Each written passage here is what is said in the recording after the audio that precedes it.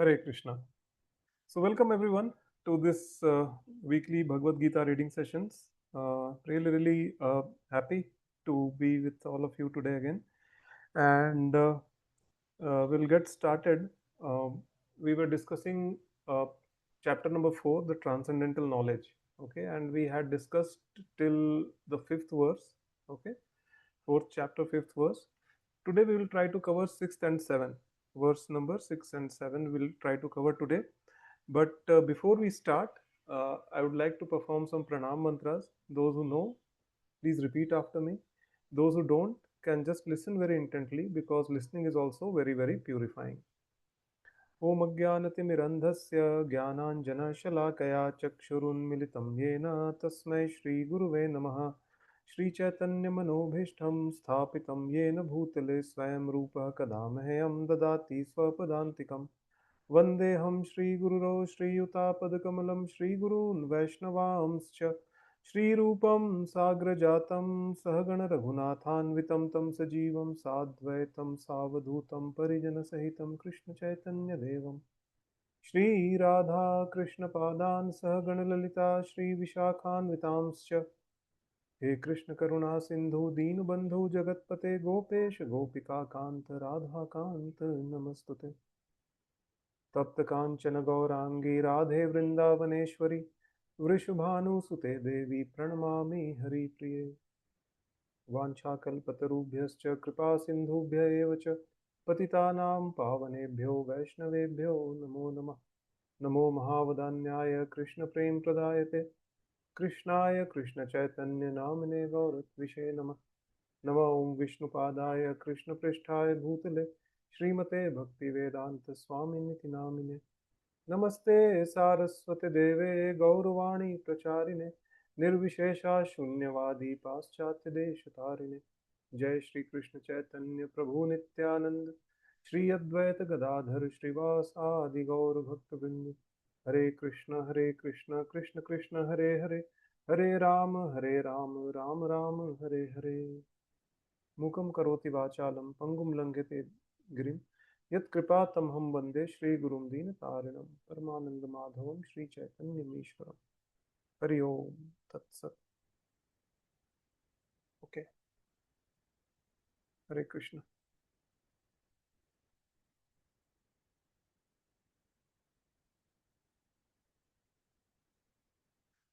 so just give me a second.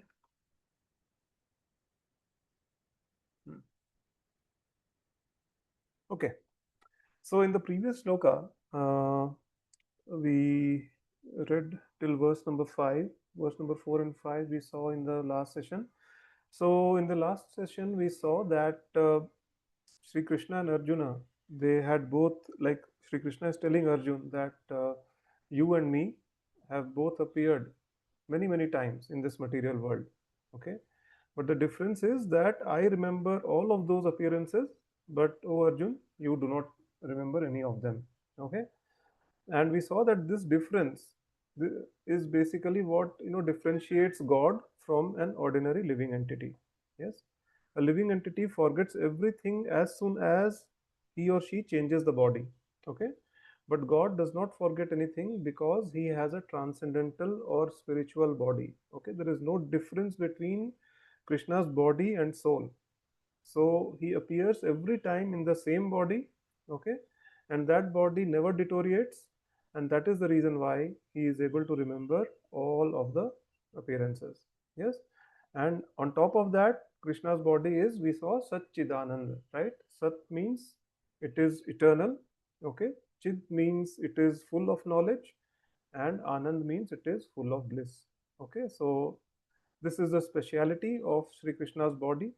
And now Sri Krishna is going to speak more about himself, okay, and his pastimes. So in these two slokas, these are very important slokas.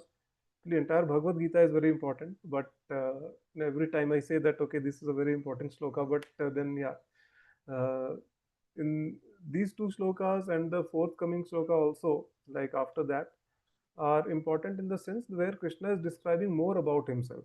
Okay, that okay, his appearance in this material world, what does he do when he appears, Okay, all those things he will try to describe.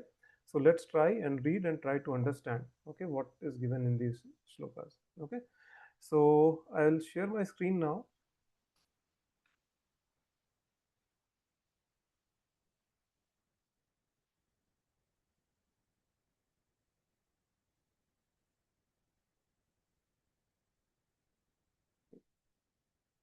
So let's read the shloka.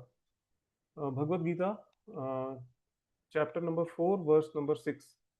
Ajopi san अव्ययात्मा भूतानाम ईश्वरोऽपि सन् प्रकृतिं स्वामधिष्ठाय संभवाम्यात्ममायया. Once more. अजोऽपि सन् अव्ययात्मा भूतानाम ईश्वरोऽपि सन् प्रकृतिं स्वामधिष्ठाय संभवाम्यात्ममायया. Translation by His Divine Grace A.C. Bhaktivedanta Swami Srila Prabhupada. Srila Prabhupada ki jai. Translation is, although I am unborn and my transcendental body never deteriorates, and although I am the Lord of all the living entities, by my internal energy, I still appear in every millennium in my original transcendental form. Yes. So, very important statement Sri Krishna is making here. And what does he say? That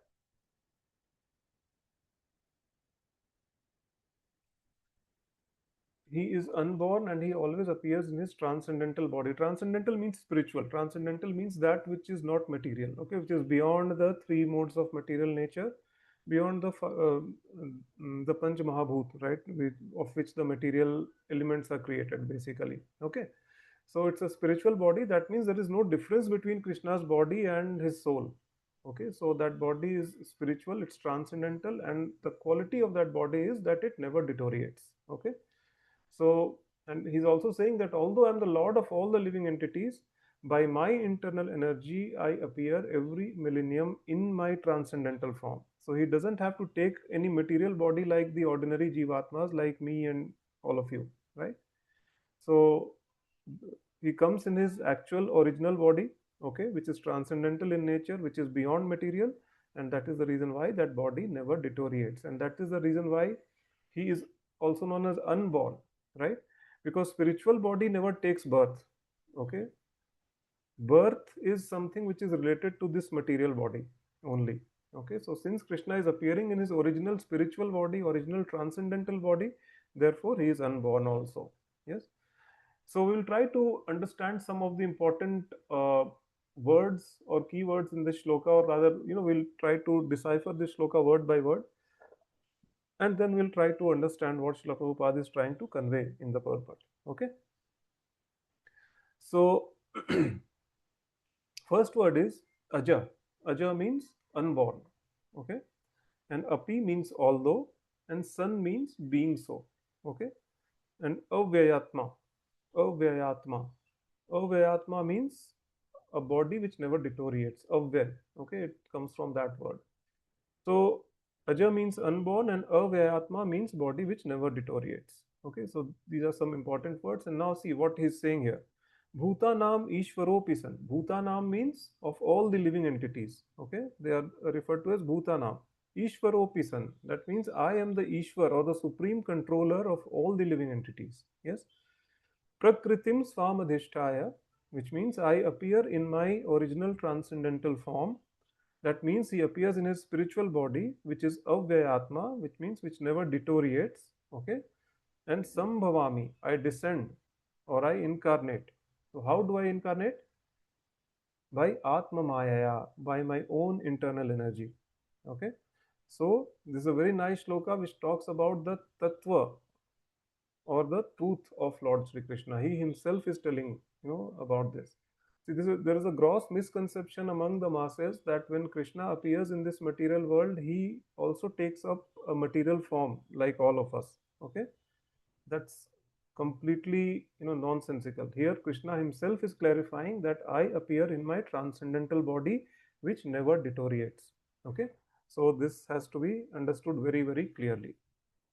Because see, if Krishna will take a material form, that means he will be like governed by the laws of material nature, just like any ordinary jivatma.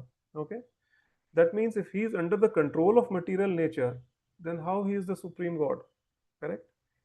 Because he is the supreme personality of Godhead, the material nature or the spiritual energy also, right?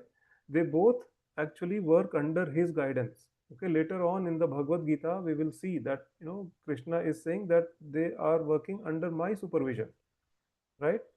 He says in that sloka, right? Maya dhakshena prakriti suyate sa characharam, right? That means this prakriti works under my supervision, my adhyakshata. Okay, in मेरी अध्यक्षता में काम करती है ये प्रकृति, right? So if Krishna takes up the material body, then he will have to, he come under the control of the prakriti. So how can a controller of the energy be controlled by that energy itself, right? This will become self-contradictory. Okay. So therefore, we have to understand that Krishna never comes in a material body. Okay. He appears in this material world in his original spiritual body, which is transcendental. That means which is beyond material and that never deteriorates. Okay. So this tells us about the Tattva, Krishna Tattva. Okay, this shloka tells us. And he also says that he does not change the body when he appears or incarnates. Yes. So in the previous verse, he said that he remembers all his appearances and incarnations, but ordinary living entity does not remember the previous birth. Okay. Forget about the number of births that we have taken. Forget about the previous birth. Okay. Even if someone asks us that, okay, what did you do exactly at this very moment, or at this very time, say 1 month back, will you be able to recall precisely what were you doing exactly at, it's like 9:23 in sorry, it's 7:23 p.m. on my watch right now.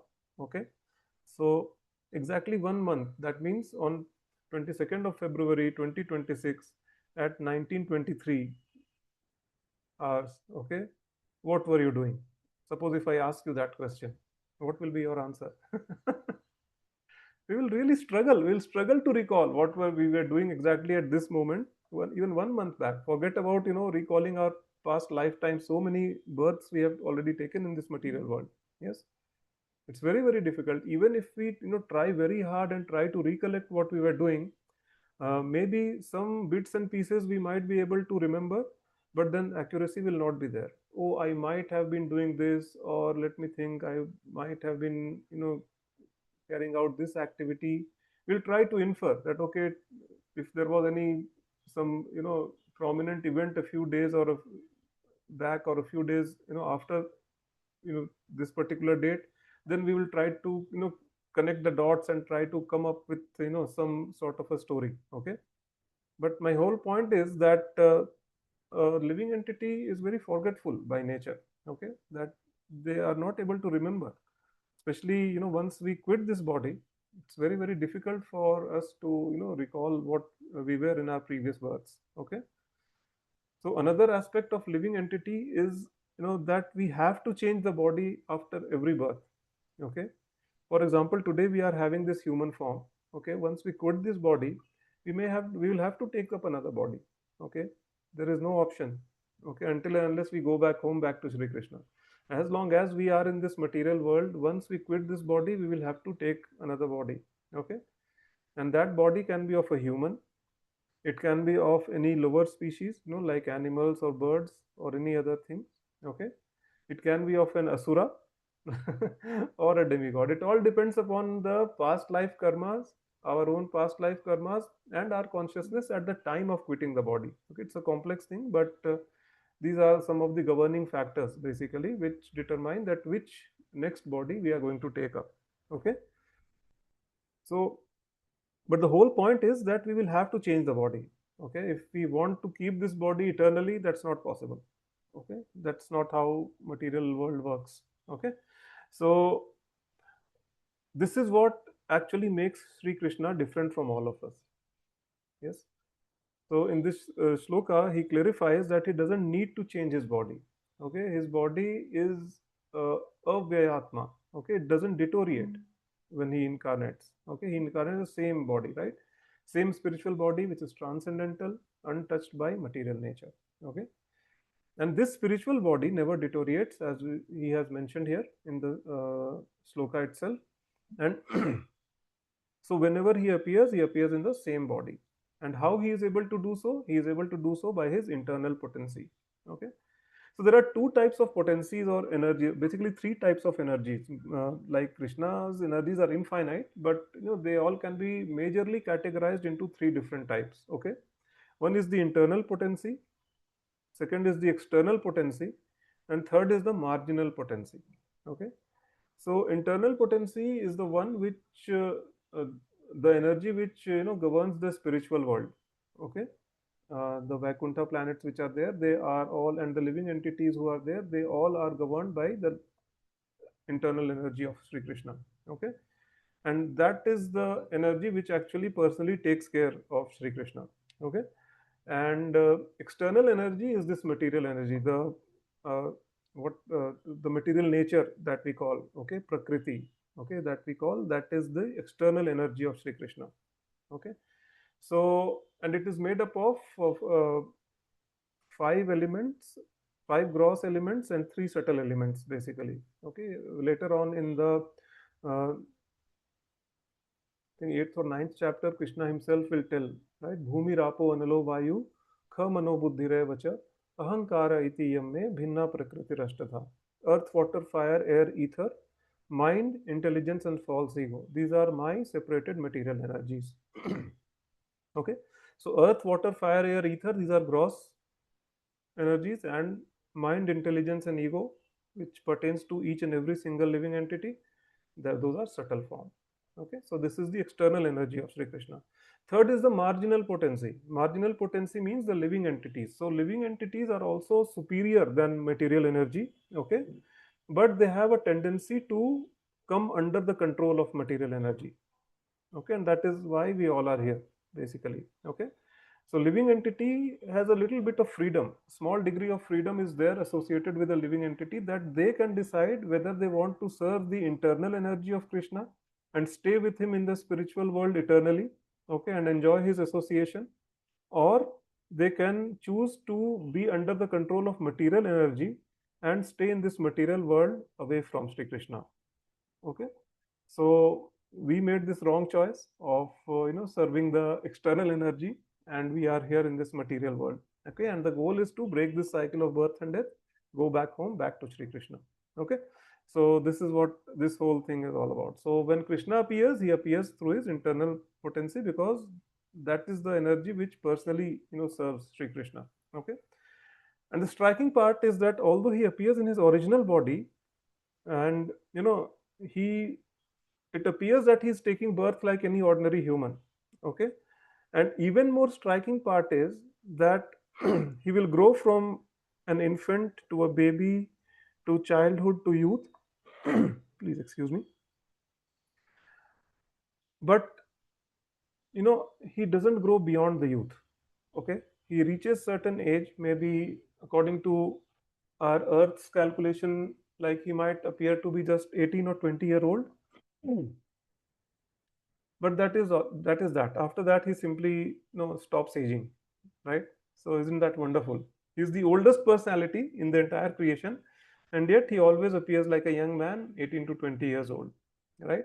In the battlefield of Kurukshetra, as a matter of fact, like if we go by the calculations of the from the time of his appearance in the Dwapar Yuga till at the battlefield of Kurukshetra when it started.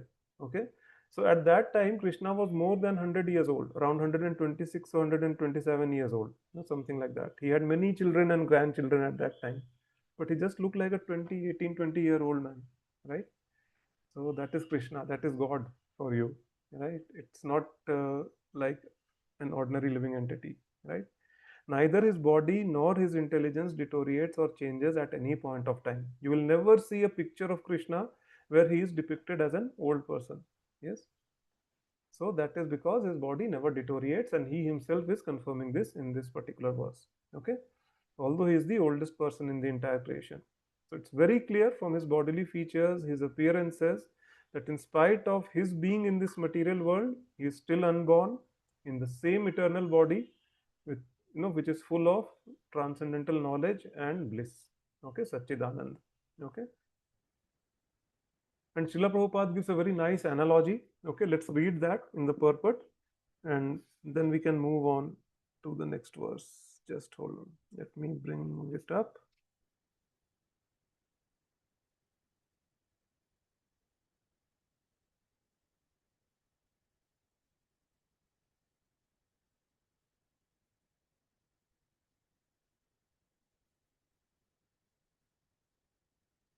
Hmm. Very nice analogy, like this. When this hmm,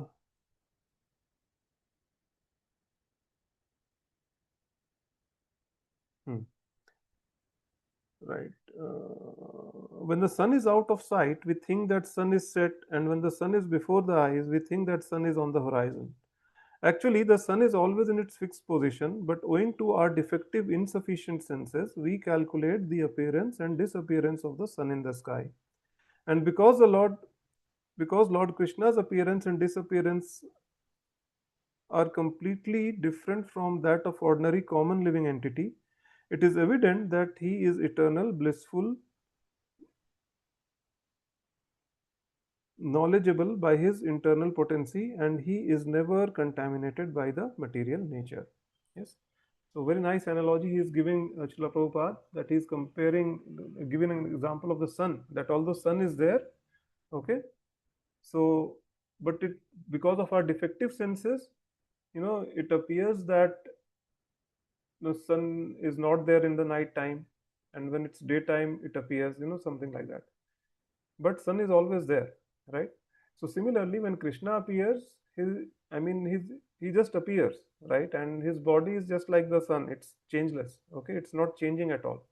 Okay, it's just because of our defective senses that we perceive sometimes that, oh, he's behaving like a human, he's acting like a human, but actually he is not. He is the supreme personality of Godhead.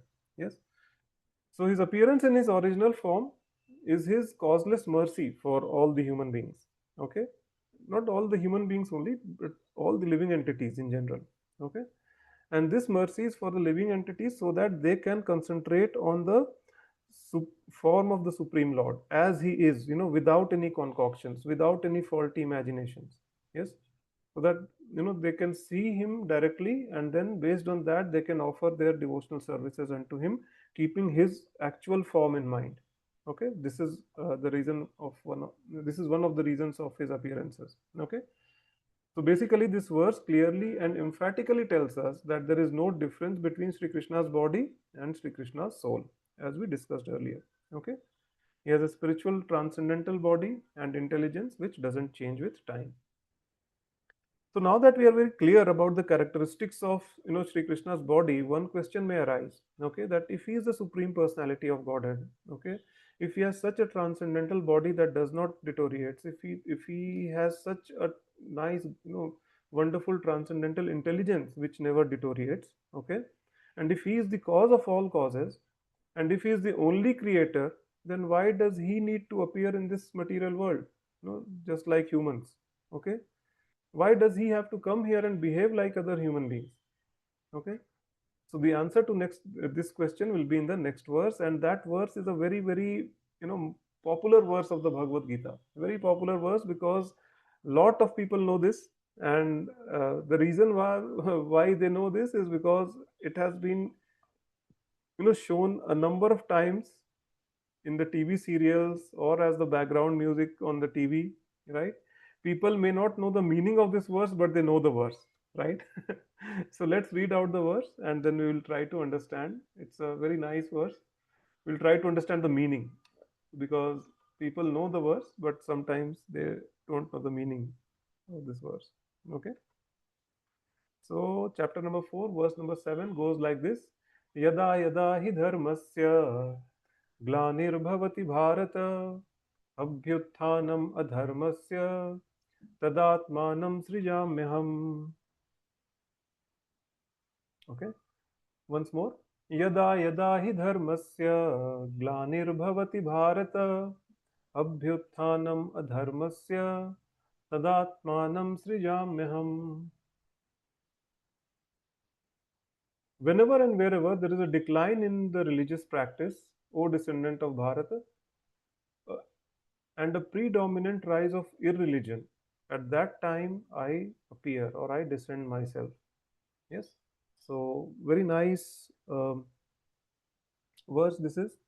We will try to understand. Okay, first we'll try to read the keywords. Okay, yada yada.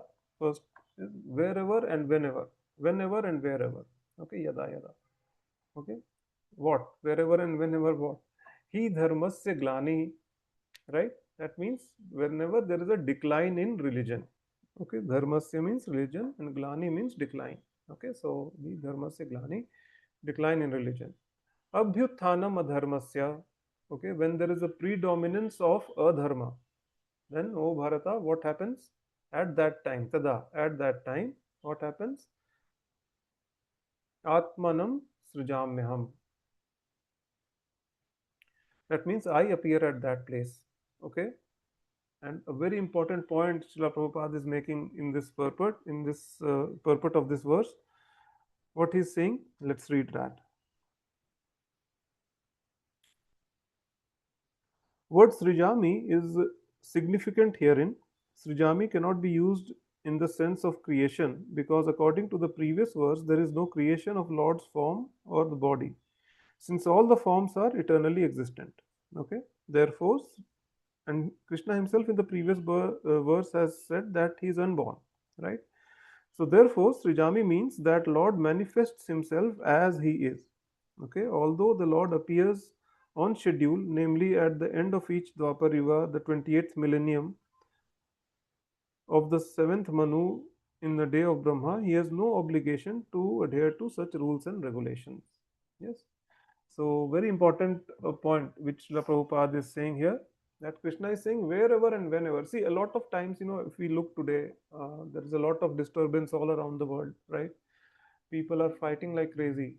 And, some people may say कि कलयुग का अंत आ गया है क्या, अब कल की भगवान कब आएंगे, right? So this question always arises. So Kalki will appear when he has to appear. Like he will appear towards the end of the Kali Yuga, and only 5,000 years of this Kali Yuga have passed. Kali Yuga's actual duration is 4,32,000 years. Yes, so it's far away right now.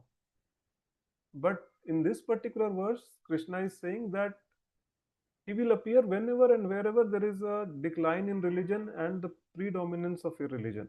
Okay, so we have to understand that, right? So he clarifies, Srila Prabhupada, that's one, that Srijami doesn't mean that something is getting created, that he is not taking birth or anything. Okay, Lord cannot be created. Okay, he simply manifests. Okay, he is already there.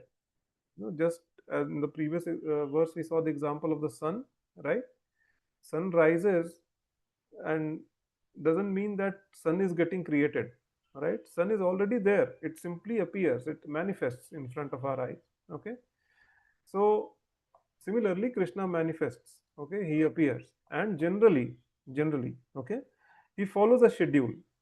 That okay, at this point I will take this incarnation, at this point I'll take this incarnation, like that.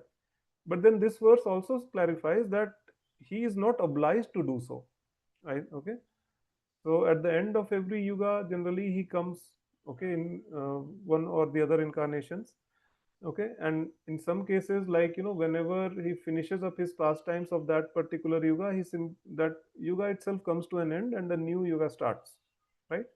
So for example, Lord Ramchandra, when he left this planet after performing his pastimes, Treta Yuga came to an end, right? Similarly, when Krishna wrapped up his pastimes here in the Dwapar Yuga, Dwapar Yuga came to an end, correct? So this is how he generally operates, but then this is not a hard and fast rule, and this particular verse confirms that. Okay, it cannot be a hard and fast rule because Sri Krishna is supremely independent. Whenever he thinks or he feels that okay, there is a rise in irreligion and a decline in religion, at that time he will appear. Okay, so he is not bound by any such rules and regulations or any schedules as such.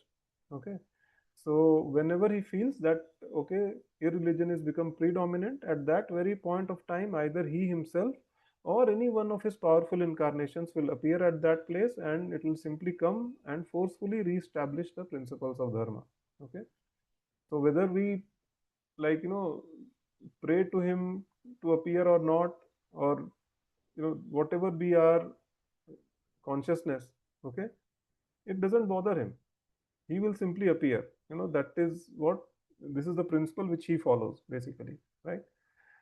So, and another important thing that we have to understand here is that the principles of these Vedas, okay, they are principles of the religion are basically laid down by the Vedas, okay, and whether one is following these principles or not makes one religious or irreligious.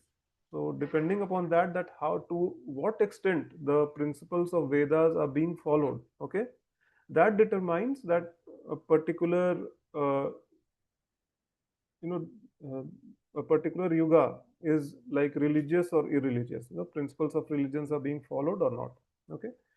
So in Kali Yuga, unfortunately, we see that most of the Vedic principles are ignored.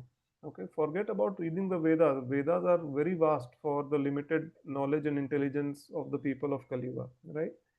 People simply struggle to read the Bhagavad Gita, right? I mean, they will very happily read some fictional novel based on some fictional characters, but they will not read the instructions of God Himself. Correct? That's the unfortunate state of people of Kali Yuga, right? So, a very quick example I will tell from the Bhagavad Gita itself, that in the 17th chapter, Sri Krishna speaks about austerity of speech. Austerity of speech means we have to exercise certain control on our speech. There is a certain way in which a person should speak. Okay? And that way is given by Sri Krishna. How should one speak? Correct? And he says that austerity of speech consists in speaking words that are truthful, okay, pleasing, beneficial, and not agitating to others. Okay, and also austerity of speech resides in regularly reciting the Vedic literature. Okay, so these are the characteristics which Krishna has given. Okay, how should one speak? He should speak in a way which is truthful, which is pleasing to others, which is beneficial for others, which is not agitating others, and we should also use our power of speech in reciting the Vedic literatures. This is what Krishna is telling in the Bhagavad Gita 17th chapter. Okay. Now just take a pause here and reflect upon this statement. How many of us are actually following this principle today? We are doing exactly the opposite. Just try to think over it. Yes, we are always ready to argue. Okay, we are always ready to forcefully prove our point that we are right. Okay, even if we are wrong, we are trying to defend it and trying to prove our point there. Okay, on silly topics there is a disagreement. On silly topics there are quarrels, right? And worst thing, that either knowingly or unknowingly we are teaching our kids to do the same thing. Correct? So isn't that unfortunate? Okay, and just observe the way the kids these days are talking to each other and to their elders. It's horrible. One, you won't even understand their vocabulary. Okay, and there is a like a, what to say, a touch of rudeness, even if they are trying to communicate on something very trivial. Still they are very rude, when they speak actually, right? And they don't have any guilt whatsoever of doing that. Why? Because we as parents have failed to teach them how to speak. And why have we failed to teach them how to speak? Because we ourselves have never read the Bhagavad Gita. Bhagavad Gita tells us how to speak, correct? But how can we teach this to others when we ourselves don't know what is written in the Bhagavad Gita, correct? So in that sense, we are all irreligious in this age of Kali Yuga. This was just a very small example that I cited. There are so many other examples. Okay, so we have to understand that the Vedas were originally spoken by Sri Krishna himself at the time of creation. Okay, and he imparted this knowledge to Lord Brahma so that Lord Brahma can carry out the work of creation. Okay, so these Vedic principles of dharma basically are nothing but direct orders of Sri Krishna. Okay, for all the living entities. And these principles are very nicely and clearly indicated and summarized in the Bhagavad Gita, very nicely documented. Yes. So all we need to do is to just read it and follow it. That's it. Okay. The Vedic principles, basically what they do, they push us towards complete surrender to Sri Krishna. Okay. And whenever such principles are disturbed by irreligious and demoniac people, Krishna is saying that I will appear. Yes. And when he appears, he does three things. Okay, so what are those three things that we will discuss in the next session? Okay, so this is getting really interesting now. Thank you so much, all of you, for joining this session. Okay, and especially the ones who have been regularly listening to me, uh, through my videos. That's very, very encouraging for me. And we will continue. Um, Next two verses we'll try to discuss next week. Okay, and if you have any questions, please feel free to post them in the comment section below. Okay, I will go through them, and I'll try my best to answer them. Yes, and if I feel that those questions are very generic, that means those questions are in the minds of a lot of people, then I'll try to create a video out of it. Okay, and apart from that, if you want to have a little more personalized interaction with me, then we also have a WhatsApp group. Okay, where we discuss spirituality, spiritual question and answers are discussed there. So link to that WhatsApp group is given in the description box below. So please hit that link, join the group if you want to have a more personalized interaction, because I'm also a part of that group, and you can direct answer, ask any questions, and also follow up questions after that. Right, so I'll try my best to answer them.